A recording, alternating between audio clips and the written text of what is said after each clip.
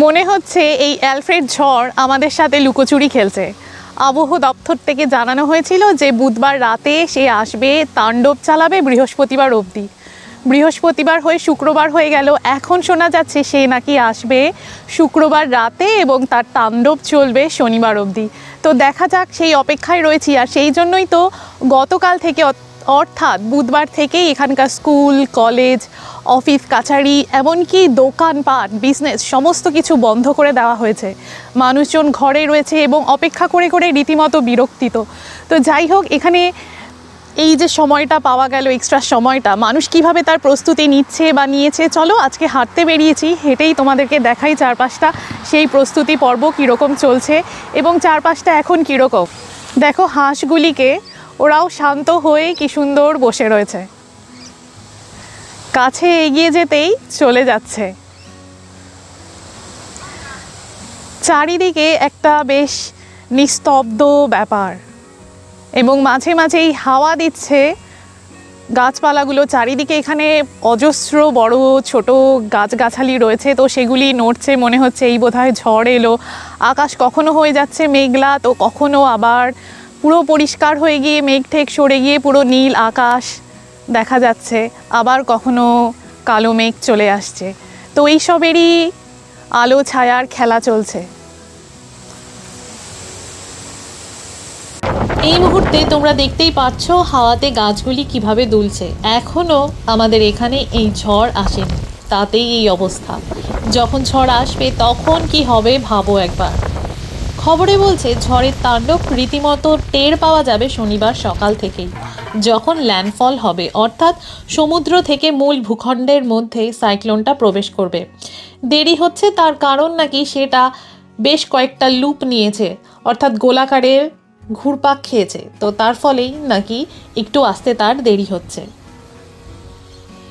যদিও খবরে দেখাচ্ছে সমুদ্র উপকূলবর্তী বিভিন্ন অঞ্চল যেমন গোল্ড কোস্ট, বায়রন বে, সানশাইন কোস্ট, এই সমস্ত জায়গাগুলিতে অলরেডি এই ঝড়ের প্রকোপ কিছুটা হলেও পড়েছে। প্রায় 60,000 মানে 60,000-এর উপরে বাড়িতে অলরেডি বিদ্যুৎ সরবরাহ বন্ধ হয়ে গেছে এবং বলা হচ্ছে যবে ঝড় বৃষ্টি থামবে, পরিস্থিতি স্বাভাবিক হবে, তখন সেগুলি ঠিক করা হবে।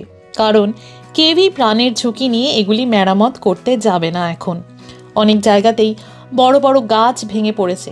টিভিতে সেই সবই দেখাচ্ছে, ভয়ঙ্কর সে দৃশ্য। মানুষজনের সেখানকার বাইরে বেরোনোটাই দুর্বিষহ হয়ে গেছে। আমি শুধু ভাবছি সেই মানুষগুলির কথা। এখানে সমস্ত কিছু, বিশেষ করে রান্নাবাড়ি সমস্ত কিছুই কিন্তু ইলেকট্রিকে হয়, ইলেকট্রিক আভেনে। তো তাদের রান্না বান্না সব বন্ধ এবং ঘরে আলো নেই, মানে কি দুর্বিষহ অবস্থা তাদের।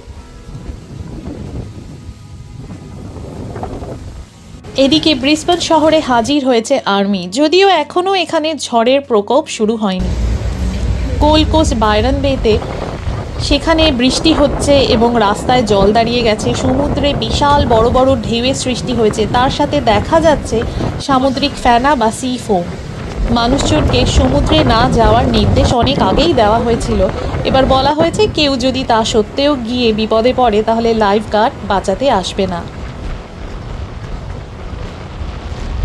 সেদিক থেকে বলবো আমরা এখনও অনেকটাই ভালো পরিস্থিতিতে রয়েছি, সেভাবে ঝড়ের প্রকোপ এখনও এখানে এসে পড়েনি, তাই আমরা স্বাভাবিক জীবনযাপন করছি। এবং কিছুটা সময় যে এখানকার মানুষ আমরা যে পেলাম, তাতে দেখতেই পাচ্ছ এখানে মানুষজন গ্যারাজের সামনে লাইন দিয়ে স্যান্ডব্যাগ দিয়ে আটকে রেখেছে, যাতে প্রচণ্ড বৃষ্টিতে বন্যা হলে ভিতরে জল প্রবেশ করতে না পারে। তার কারণ বলা হয়েছে নেক্সট 48 আওয়ার্সের মধ্যে, নেক্সট 48 ঘন্টার মধ্যে প্রায় 800 মিলিমিটার বৃষ্টি হবার সম্ভাবনা রয়েছে। তোমাদেরকে গতকালের ভিডিওতে দেখিয়েছিলাম মানুষজন বস্তা ভর্তি করে বালি নিয়ে যাচ্ছে স্যান্ডব্যাগিং সাইট থেকে, সেগুলি তারা এনে বাড়ির সামনে এভাবে রাখছে।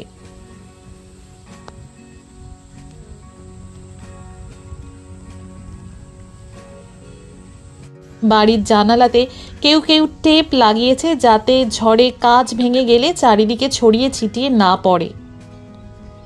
রাস্তাঘাট একদমই ফাঁকা, দেখতেই পাচ্ছ। তো স্কুল যেহেতু ছুটি, বাচ্চারাও সব সাইকেল নিয়ে বেরিয়েছে, মানুষজন তাদের কুকুরকে নিয়ে হাঁটতে বেরিয়েছে, তো এইসবই চলছে এখন। ভীষণই শান্ত চারিদিক, রাস্তায় গাড়ি কিন্তু তেমন বিশেষ একটা নেই, তেমন কোনো ব্যস্ততা একদমই নেই। মাঝে মাঝে একটা দুটো গাড়ি যাওয়া আসা করছে দেখা যাচ্ছে। তো এটাই হলো এখন বর্তমান চিত্র। আকাশে ভীষণই অদ্ভুত রকমের খেলা চলছে, কখনো মেঘলা হয়ে যাচ্ছে তো কখনো আবার পরিষ্কার হয়ে রোদ বেরিয়ে পড়ছে। তো এই ঝড় শুরু হওয়ার আগে, আগামী কয়েকটা দিন ঘরে বন্দি হয়ে থাকার আগে কিছুটা সময় বাইরে মুক্ত বাতাসে কাটানো, ঘুরে চারিদিকটা দেখা, চেনা মানুষগুলোর সাথে দেখা হলে কথা বলা, মানে এটাই এখন চল। কেউ কেউ দেখা যাচ্ছে যে তাদের কুকুরকে নিয়ে হাঁটতেও বেরিয়েছে, কোথাও বাচ্চারা খেলছে। তবে বেশিরভাগ অলিগলি একদমই ফাঁকা, ঠিক যেমন কোভিড লকডাউনের সময় হয়েছিল ঠিক তেমনি চিত্র। বাড়ির সামনে সব গাড়ি নৌকোগুলি দাঁড় করানো, কিন্তু সেগুলি সব সিকিওর করে রাখা যাতে ঝড়ে ক্ষতিগ্রস্ত না হয়। চারিদিকটা ভীষণই শান্ত, মানে বড় কিছু হওয়ার আগে যে শান্ত একটা পরিবেশ থাকে, মানে ঠিক সেরকম পরিস্থিতি এখন এখানে।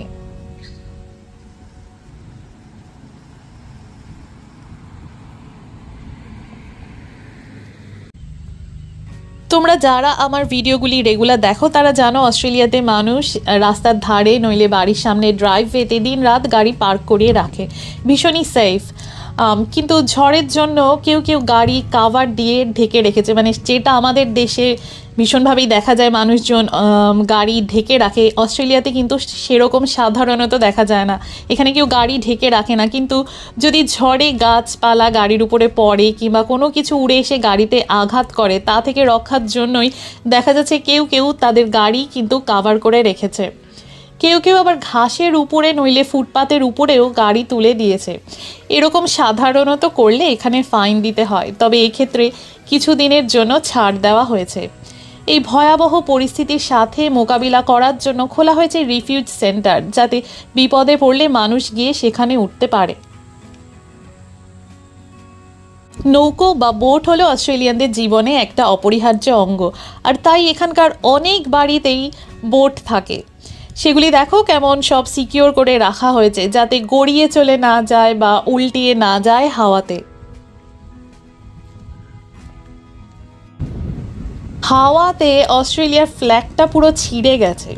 এদিকে একজন মিটার বক্সকেও ঢেকে রেখেছে। খাবার জল কিনে রাখা রয়েছে গ্যারাজের ভিতরে।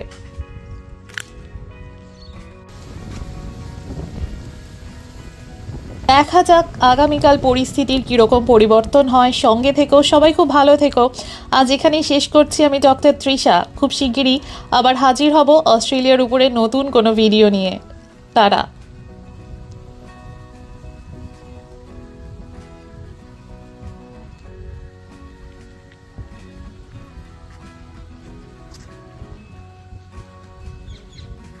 অস্ট্রেলিয়াতে হাঁস শিকার করা মারা আইনত অপরাধ, তাই এদেরকে রাস্তাঘাটে মানে এরকম ফাঁকা জায়গায় ঘুরে বেড়াতে কিন্তু দেখতে পাওয়া যায়।